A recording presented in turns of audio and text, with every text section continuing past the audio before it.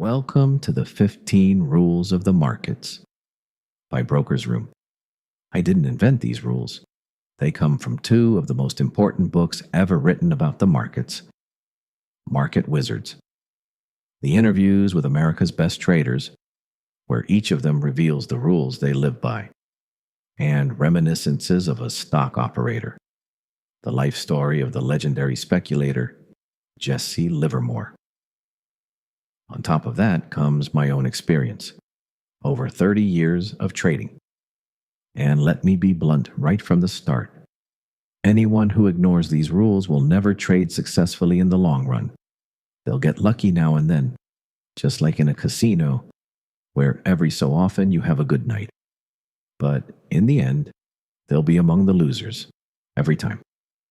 These rules are the difference between a trader and a gambler. So let's begin. Rule number 1, do your homework. What does that actually mean? The amateur sits down at the screen in the morning, sees a green candle, and jumps in. No plan, no news, no idea what's even happening today. The professional does the opposite, and it starts with what time he gets up. If I start trading at 9 in the morning, I can't roll out of bed at 8:30. I get up at 7, drink my coffee in peace, do a few exercises, a little stretching, and while I do that, I read the market news. I want to know what's going on in the world and in the markets long before my first trade goes live. Why does that matter so much? Because the market is moved by news, and because you must never trade against the trend. If the news is strongly positive, you can't bet on falling prices. You have to jump on the train and ride the rising prices. If the news is genuinely negative, there might be a brief bounce upward. But over the course of the day, it usually keeps heading down. Don't put yourself against the market. The trend is stronger than your opinion.